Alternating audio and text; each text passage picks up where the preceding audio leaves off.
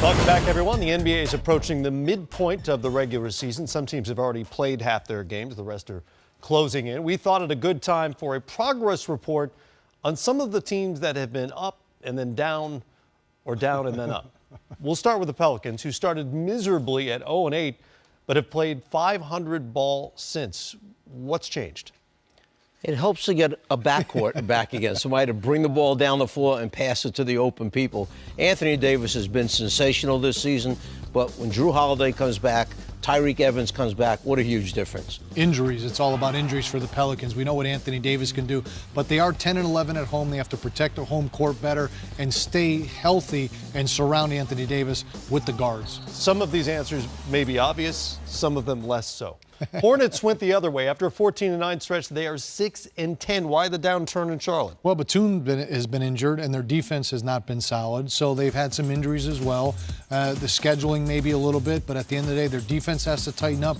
We know Kemba Walker can take over games, but they need everyone. They lost some players from last season, and they're still trying to find a stronger bench. And I think, in all honesty, they played way above what everybody expected of this team. Steve Clifford and the staff did a great job of getting this team out of the gates early on. They had great belief. Kemba Walker was on a roll in the beginning of the year. Yeah. They've been involved in a lot of close games. They won a couple, then they lost a couple that were close. But that 14-9 start, they were in first place in the division for a while. So you're saying the 6-10 is closer to real? Maybe a little bit better than that. Maybe a little better. All right. The Wizards were one of the big disappointments of the first few weeks, but after a 6-12 beginning, they're 13-7. Why are the Wiz on the uptick?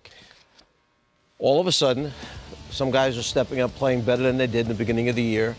Their front line is not a great front line. And I think Gortat came out and had a couple comments that may have shaken some guys up in the locker room. About the bench. When he called people out about the bench. They're not a real deep team when you get past the first 6 or 7 guys. So the fact that they got their guards back healthy again, Wall has been playing outstanding basketball, and the front line has played better than they did in the beginning of the year, they're winning more games. Their backcourt. I mean, obviously Wall and Beal, I mean, there's dynamic of backcourt as there's in the league. They're 4-13 on the road. They got to do a better job winning some basketball games on the road to help themselves. They got off to that struggling start. They're about 500 right now. I expect them to keep on going up in the standings. Their defense was really bad at the beginning of the season. Broadway was buzzing when the Knicks were 14-10. Remember that? All the headlines, splashy news on the back pages. But they've lost 12 of 16 since. Why the Knick nosedive? Well, distractions for one. Porzingis is Achilles. He's been kind of, shelved a little bit. And obviously the distractions with Derrick Rose. But at the end of the day, the Knicks need to be on the same page. Their defense has to pick up, and that's only going to happen if they have practice time, if they build a chemistry and a culture there that they can be successful at. We know they can score the basketball, especially with Anthony. And I think, in fairness, in one word, bench. They don't have a great bench, the Knicks, and it catches up to you eventually. Everything was happy. Everything was great in the beginning of the year. Not so good lately. And from what I understand, it's not that much fun to play in New York when things aren't going well. No, there's a lot of pressure there. How about the 76ers? 4-18 to start the season, but the process seems to be paying off. They are a 500 team, and their last 14 games are already surpassed last season's win total. Is the progress real? Progress or process? Which one? Both. Okay. You have to trust the process, remember that. And I think we've seen the emergence now of Joel Embiid and what an impact player this guy's going to be. Hopefully he remains healthy and he's in the NBA playing at this level for a long, long time. They've got too many big men up front. Sarge is starting to really play well, feeling comfortable in the NBA. I don't know what you do with Okafor. You believe trade rumors, or you try and play him alongside one of the other guys. Noel doesn't know if he wants to be there, doesn't want to be there. Is he a starter? Is he a sub? But one thing, if you give this team a couple guards, they're going to be something else in the next year or two. Well, and let's not forget, Ben Simmons is sitting on the sidelines Still right hasn't now. played, right. It makes everybody better. The thing I respect about Phil, they play hard. And when you watch them play now, they're playing with a little more swagger, a little bit more confidence because their talent level now is better. Obviously, Embiid is a player. He shoots the ball well, he scores, he rebounds, and only playing 25 minutes. Right. Like Coach said, he needs to stay healthy. They're going to continually monitor his minutes. But I'll tell you, they have some nucleus there. Brian Colangelo will clean that roster up with some pieces, get some guards, and get some bench.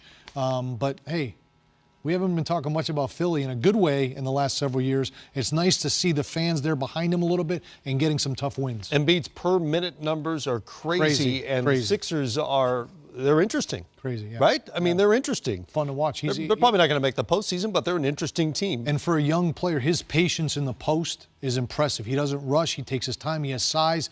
And coaches, we were talking before, again, he shoots the ball so well. He shoots it so well, 78% from the line, 37 from three. You can't teach that. He has a nice skill set. His feel and his footwork for a guy who hasn't played that much basketball over his life, very good. Pretty amazing.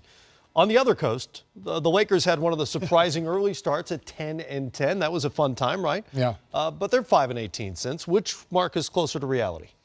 Probably somewhere in the middle, I think. I think they got off to the hot start. People got excited about it. The thing is, they do have a nucleus. When you have a young team, inexperienced, obviously consistency is a problem because you're trying to develop these guys. But, you know, Lou Williams gives them some veteran leadership. Luol Deng and things. Nick Young has played well for him. But at the end of the day, the future of the team is Russell, Ingram, Randall, those guys, Clarkson. Those are the young players that need to develop this year. Yeah, Deng did not come out of the gates the way I think they were hoping. Right. They wanted him to provide the leadership, but also be able to play well. They were the Charlotte of the Western Conference, playing better at a higher level than everybody thought they were going to play. That injury to D'Angelo Russell really hurt them. That was a big piece, and he was playing very well just before he went out. So it just takes time with a young team, but they like the organization in the beginning. They like their head coach, and they play hard. Finally, the Minnesota Timberwolves, back-to-back rookies of the year, a new head coach there. Now nearly a 500 team after a 6-18 start. What do you expect for the Timberwolves in the second half of the season? I expect a really impressive second half of the season. When you talk about their head coach, he's a head coach who loves defense, and they were playing no defense, which was really bothering their head coach and staff. But that's been adjusted, okay, and they've played much better. The last week or two, Karl Anthony Towns has played out of sight, okay, as far as taking over and trying to carry this team on his back. And you've got this young, talented roster. My goodness, when you look forward at the players that they had, if you knew you were the coach, Vinny, right, and you're saying, like, well, over the next 5-6 years, I kind of like what we have here, they're really a good young roster. Yeah, like Coach said, their young core is impressive. Obviously, Towns, Wiggins, Levine. You know, I think this kid Chris Dunn's going to be a really good player. But at the end of the day, young teams struggle to execute in the fourth quarter. Minnesota's lost a lot of games in the fourth quarter, giving up big leads, and that over time, those are going to turn into wins, and then the talent's really going to show. But the inexperience has showed so far.